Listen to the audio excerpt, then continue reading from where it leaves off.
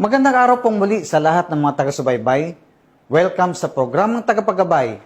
Samahan niyo po ako sa pagbibigay inspirasyon, pagbabahagi ng salita ng Diyos, at magandang balita mula sa ating Panginoon. Ako po ang inyong tagapaggabay, Police Major Fulgencio M. Canyon Jr., Chief Evangelical Base ng PNP Chaplain Service. Mga kababayan, alam po natin na ang pinakamasayang pakiramdam o naranasan po ng isang tao ay ang magmahal at ang minamahal.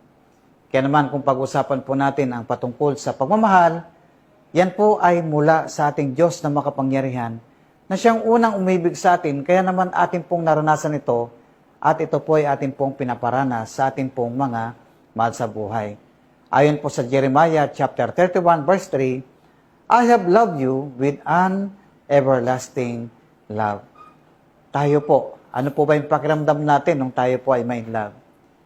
Di po ba, napakasaya po natin. Gustong-gusto po nating makausap yung taong doon tayo na in love, umaga, tanghali, gabi, laging laban ng ating isipan, ng ating puso, at gusto nating makasama na pangmatagalan. At gayon din naman po, no, na feeling, we are feeling appreciated. Naramdaman po natin na tayo po ay minamahal ng taong minamahal din po natin.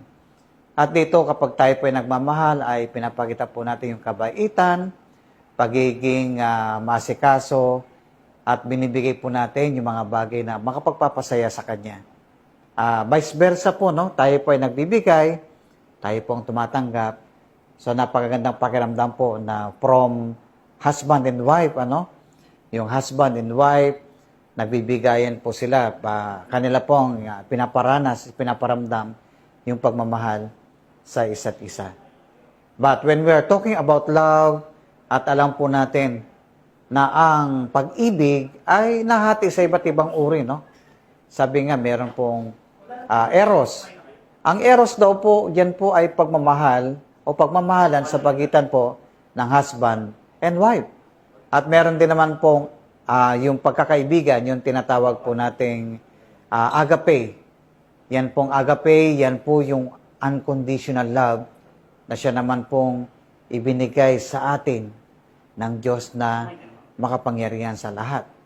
So, meron din naman pong phileo. No? Phileo, ibig sabihin, yan po ay pagmamahalan po ng magkaibigan. No? At meron din naman pong storge. Yan pong pagmamahal ng magulang sa anak at pagmamahal po ng anak sa kanyang magulang. Kaya kung titingnan po natin, iba't ibang level po, no, ng pagmamahalan. So, napakahirap sabihin, sino ba ang mas mahal natin? Yung magulang natin o yung asawa natin? Yung kaibigan ba natin o yung asawa natin? O yung anak natin o ang kaibigan natin? So, may kanya-kanyang level po yan, no? Kaya naman, pag pinag-usapan po ang tungkol sa pag-ibig, ay inilulugar natin, siyempre, ang pinaka-intimate relationship is between husband and wife, di ba? So, may mga bagay po na ginagawa ng mag-asawa na hindi po pwedeng gawin ng magkaibigan.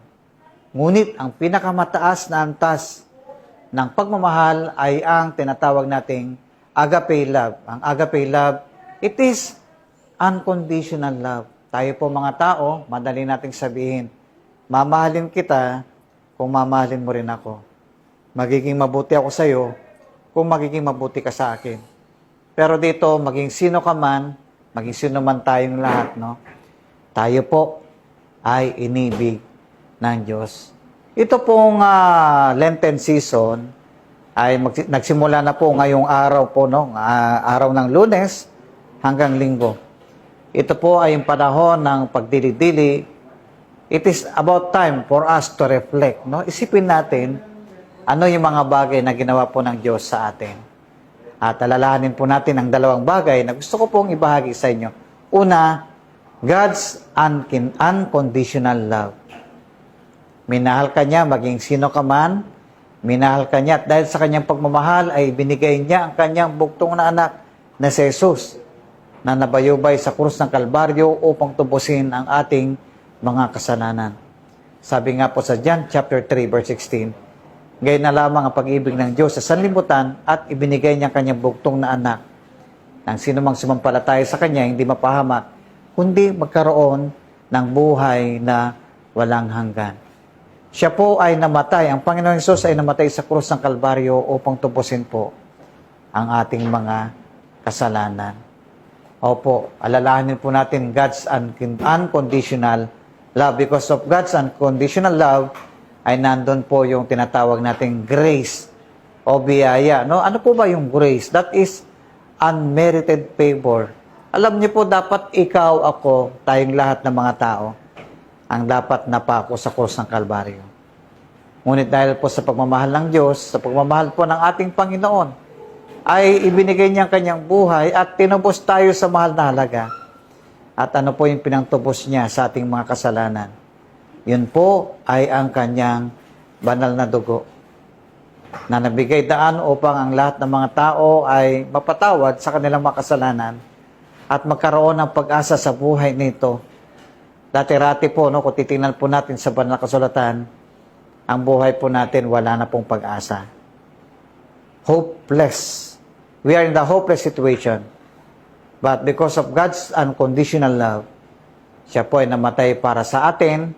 And if you will accept Jesus Christ as Lord and Savior of your life, you will experience the great gift of salvation and eternal life that is given to all who believe in Christ as Lord and Savior of their life. Pangalawa po, God's love is constant, no? Pag sinabi natin consistent, God's love is consistent. Hindi nagbabago. Tayo po mga tao, kapag nangako tayo sa isang tao, madali pong mangako. Pero pag dumarating po yung mga pangako natin, ay hindi nasusunod. Dahil, marahil ay hindi na po naging maayos ang relasyon. Siyempre, madali pong mangako kapag maganda po ang ugnayan natin sa isang tao. At ang pangakong ito ay binabawi natin the moment na hindi na magandang relasyon, hindi na maayos ang samahan. At ganun po, kadali bawiin yung atin pong pangako. Pero ang pangako po ng Diyos ay consistent. Ang pag-ibig ng Diyos ay consistent sa ating lahat. Hindi pa bago-bago. Kaya po, ang Diyos ang siyang tapat sa lahat ng atin pong maasahan. Na kahit may mga pagkakataon na ipinangako tayo sa Panginoon, hindi natin tinupad. May mga pagkakataon na nakakasala tayo, nakakalimot tayo sa mga bagay na dapat po natin gawin ayon sa banal na kasulatan.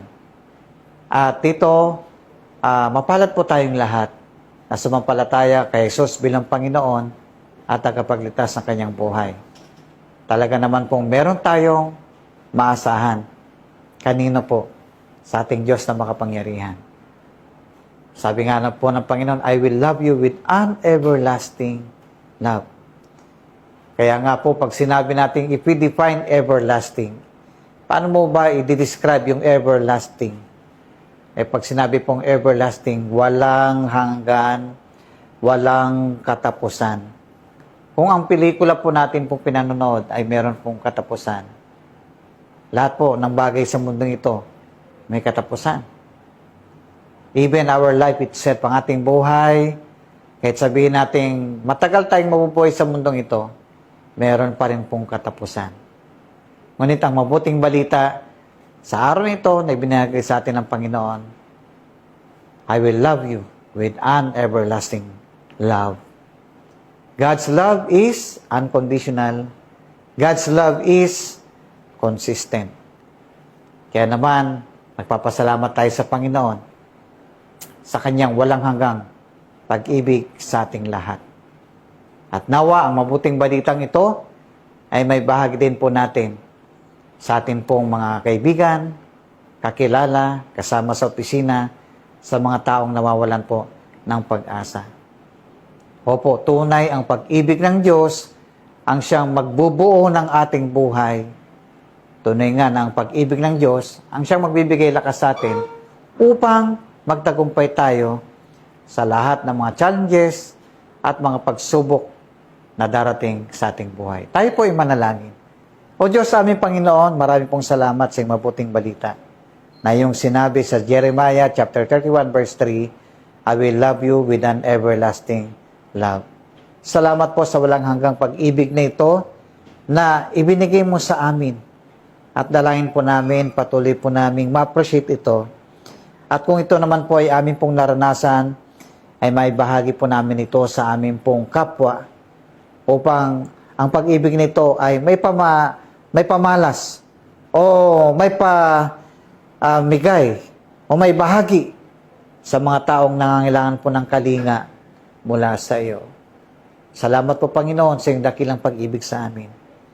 Gamitin mo kaming instrumento upang ikalat ang mabuting balita ng iyong walang pag-ibig, walang hanggang pag-ibig sa sanlibutan. Ito po aming dalangin sa pangalan ni Jesus. Amen.